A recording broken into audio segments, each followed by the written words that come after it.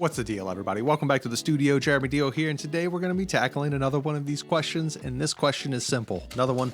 Here we go. List. Remember the list? Back to the list. Here we go. How to find a quality outsource editor.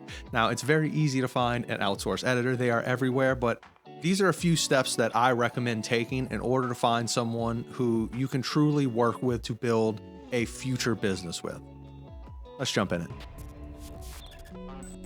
All right, so the number one thing I'm going to tell you about finding a quality outsource editor or editing team is simply not the quality of work they produce. I know that's a weird thing to say, right? But what's the most important to me, actually, is someone who speaks my native language.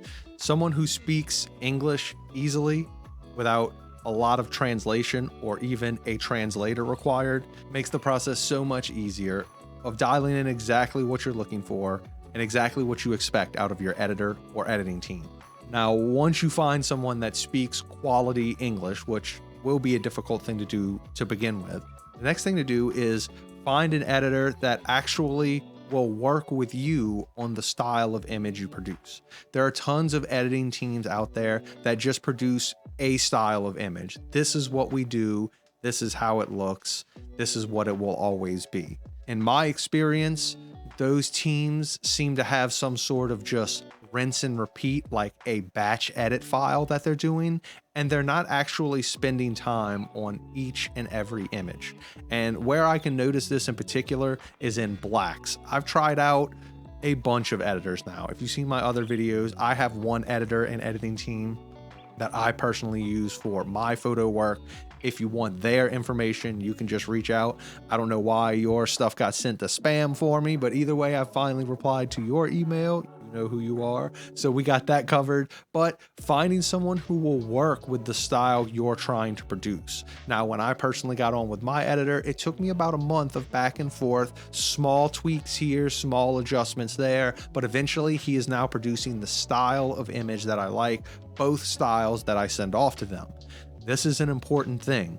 As I was just breaking down these batch editing style editors, they don't touch every image individually. And what that means is sometimes these batch HDR files can turn blacks kind of purpley. And this is the biggest thing that I noticed when sending mine off to a few editing teams, the purpling effect of blacks that happen quite often in HDR photos. And in my opinion, it's an indicative sign of someone who is batch editing their images and not touching each one by hand.